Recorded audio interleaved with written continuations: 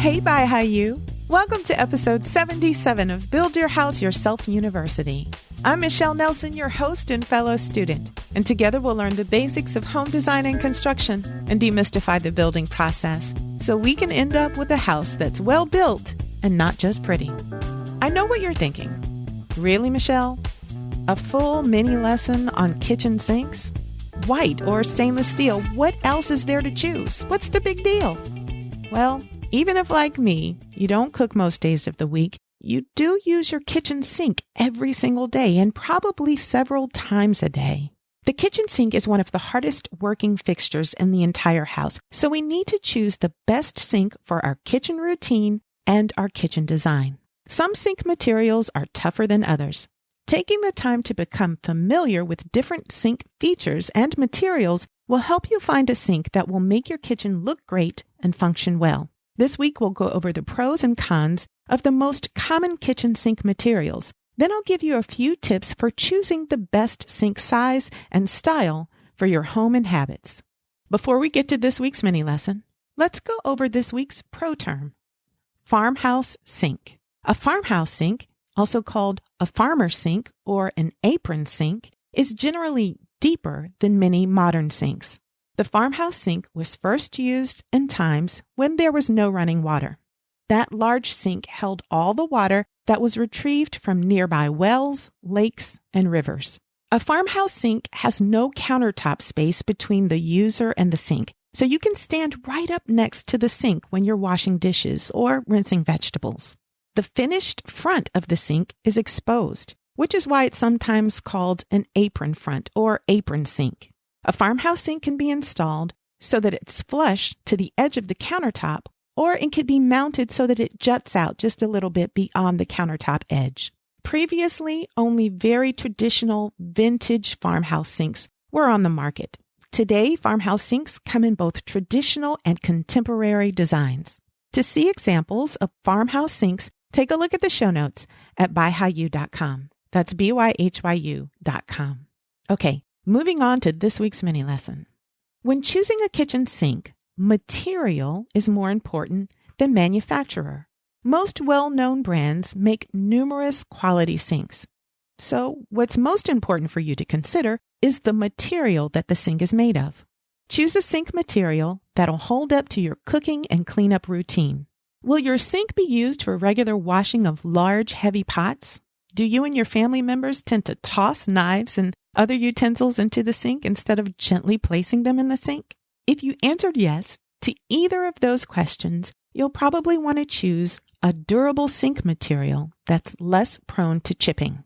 If you've been hard on your sinks in the past, you'll most likely be hard on your sink in your new house. Don't expect to change your habits. Instead, choose a material that will hold up to your habits, like stainless steel. A stainless steel sink is probably the most durable, long-lasting sink material out there. So let's start by talking about stainless steel. Stainless steel sinks are durable and resistant to corrosion. And not only are stainless steel sinks themselves resistant to damage, but they are also less likely to damage dishes and glassware that are tossed into the sink. That's because stainless steel is slightly flexible. It gives a little as compared to super hard sinks like cast iron. Cast iron sinks are some of the most affordable on the market. You can find even a good quality stainless steel sink for a reasonable price. Stainless steel is also timeless, and it has a neutral look that works well in almost any style of kitchen. Stainless steel sinks are available in brushed, polished, or hammered finishes. You'll want to choose a 300 series sink, which means that the stainless steel has the right ratio of chromium and nickel to make the stainless steel adequately resistant to corrosion and stains. For all their advantages, stainless steel sinks have a few downsides. They show water spots, especially if you have hard water. If you want a gleaming stainless steel sink all the time, you'll need to wipe it out after every use. Stainless steel sinks are also prone to scratches, but a brushed or hammered finish hides scratches better than a polished finish. Another disadvantage is that stainless steel sinks can be noisy, especially thinner, lower quality sinks. You may hear clinging and clanging as you move your dishes around in the sink. Better quality sinks are made of thicker steel. Look for a lower gauge stainless steel. Gauge refers to the thickness of the metal used to make the sink. Contrary to what you might expect, the lower the gauge, the thicker and better quality the stainless steel. The average home in the U.S. has a 21 gauge stainless steel sink.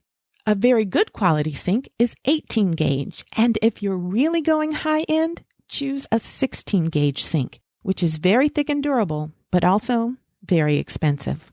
You can remember those target gauge numbers because they're all milestone ages.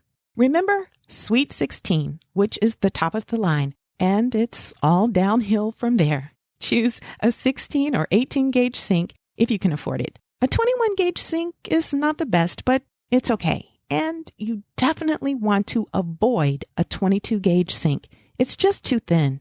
Thicker, lower gauge sinks are more resistant to dings and dents, and they're also better at handling the vibrations associated with a garbage disposal. Seek out sinks with a lower gauge steel plus rubbery undercoatings and pads, which will deaden the sound of running water and clanging dishes.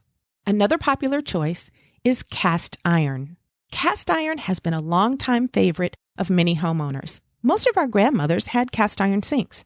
Cast iron sinks are coated with porcelain enamel. That enamel coating is baked on at high temperatures, making the coating very hard, easy to clean, and durable. Although a cast iron sink is durable, it's not indestructible. The enamel coating can wear and chip over time, causing the underlying cast iron to rust when it's exposed. Thankfully, minor chips and scratches can be fixed with products like Porafix or Filafix. If you like the look of a glossy white sink or a colorful sink, cast iron might be right for you. But realize that heavy pots and pans can leave marks on that shiny surface. Those marks can often, but not always, be removed with a little elbow grease, but you shouldn't use abrasive cleaners on cast iron. If you want a glossy sink that's not quite as heavy or as expensive as cast iron, consider either an enameled steel sink or acrylic. Let's first talk about enameled steel. Enameled steel sinks are very easy to clean, like their heavier cast iron counterparts. But because they're not as hefty as cast iron, enameled steel sinks are usually noisier. Although higher quality enameled sinks look a lot like genuine cast iron sinks, the cheaper ones, they look cheap. And like the enamel on cast iron sinks, the enamel on these steel enamel sinks can chip too. Moving on to acrylic sinks. Acrylic is a plastic that's usually reinforced with fiberglass and then molded into the shape of a sink. Acrylic sinks are shiny and attractive, and they come in a variety of colors. Unlike enamel-coated sinks, acrylic sinks have the same color throughout. So minor scratches are harder to detect, and they can be buffed out. These sinks are easy to clean and maintain, and because acrylic is non-porous, it's resistant to day-to-day staining. But some discoloration may occur over time. Because they're lightweight, acrylic sinks are fairly easy to install, making them a good choice for DIYers. Acrylic sinks are more budget-friendly than many other options, but they're not as durable as cast iron or stainless steel. Like most plastics, acrylic can burn or melt if exposed to high heat. So you should avoid placing hot pots and pans in an acrylic kitchen sink or resting hot curling irons in an acrylic bathroom sink. Acrylic can also be damaged by chemical drain cleaners or petroleum-based products. Next on our list, fire clay. Fire clay sinks are made of clay-based ceramic that's stronger and more durable than typical ceramic. That clay base is topped with a glaze, similar to how a ceramic tile might be covered with a glaze. These sinks can have either a glossy or matte finish. They come in white, off-white, and a few other colors. Many of these sinks have a farmhouse style. Fire clay sinks are durable, stain-resistant, and easy to clean and maintain, but they can scratch and chip, but chips can be repaired. Most fire clay sinks are very large, so they may not work well in a small kitchen, and they can be expensive and tricky to install since they can crack if the drain or garbage disposal aren't put in carefully. So Those are the most popular sinks today. Let's quickly cover more specialized sink materials, starting with solid surface. Solid surface sinks are made of the same material as solid surface countertops. Corian, for example. This is man-made material comprised of resins and minerals. When coupled with a solid surface countertop, these sinks offer a great seamless look. Solid surface material is durable and stands up to scrubbing. The color goes all the way through the material, so small scratches aren't very noticeable and larger scratches can be buffed out. These sinks are very tolerant to high heat, but they can crack if very heavy pans are dropped in the sink. Next, copper or bronze. A copper or bronze sink has a very distinctive look, and it can take on an aged patina over time. If you want them to retain their original sheen, you'll need to polish them periodically. The main downside to these sinks are that they're expensive, and they're not readily available in certain sizes or in certain areas of the country. Next, stone. Stone sinks are made of a variety of natural stone types, most commonly granite and soapstone, but also travertine, marble, and onyx. Many people want to extend their stone countertop material into their sinks for that seamless, monochromatic look. Stone sinks are heavy and they require extra support, so make sure that your cabinet maker knows that you're planning on purchasing a stone sink.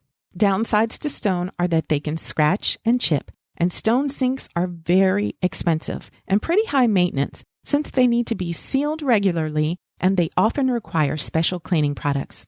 Unfortunately, even with regular cleaning and sealing, some stone varieties will eventually stain. Concrete. Like stone sinks, concrete sinks are unique and heavy. They too can give a seamless look if you're also installing concrete countertops. Cons of concrete sinks are that they need to be sealed regularly and that they can crack or fissure over time, kind of like concrete sidewalks. And last on our list is composite. Composite kitchen sinks are made of a combination of crushed stone, like granite, plus a resin binder. Composite sinks are resistant to heat. You might see composite sinks referred to as stone sinks, but don't confuse them with solid stone sinks, which are made of 100% natural stone.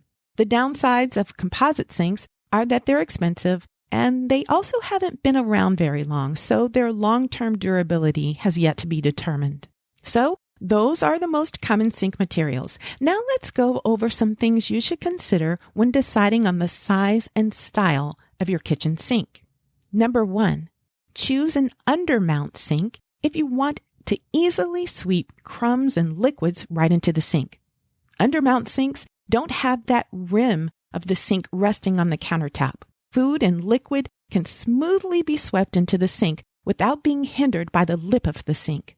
Undermount sinks are the most popular sink configuration seen in most custom homes. Heavier sinks, like ones made of cast iron or stone, often need special mounting systems if you want an undermount installation. Number 2, a drop-in sink or a top mount or self-rimming sink has a sink rim that rests on the countertop. They're easier to install than undermount sinks, but the lip of the sink can catch crumbs and debris when you're trying to wipe down your countertop. Take a look at the show notes at BYHYU.com to see the difference between an undermount and a top mount sink. Number 3, white or off-white sinks hide water spots better than stainless steel or colored sinks. So go for a white sink if dried watermarks really bother you. By the way, darker countertops also show dried watermarks more readily than lighter countertops will. Number 4, a large single bowl sink is what's most on trend today. These sinks are practical because you can wash big pans and cookie sheets in that large single bowl. The single bowls work especially well if you wash most of your dishes in the dishwasher because you don't need one bowl for washing and a separate bowl for rinsing. If you primarily wash most of your dishes by hand, you'll probably find a double bowl sink more practical. But look for models with a low profile divider between the bowls. That way you can still easily wash big pans and platters. Or choose a model with one large bowl for washing and a second small bowl for rinsing. And if you have the space and you want to get really fancy, you can choose a sink with 3 bowls or with an integrated cutting board. You'll see images of some of those sink options in the show notes. Number 5, although most of us want a very large kitchen sink, be careful not to go too large, especially if your kitchen is on the smaller side. That gigantic sink might look out of place, and more importantly, it'll take up lots of valuable counter space.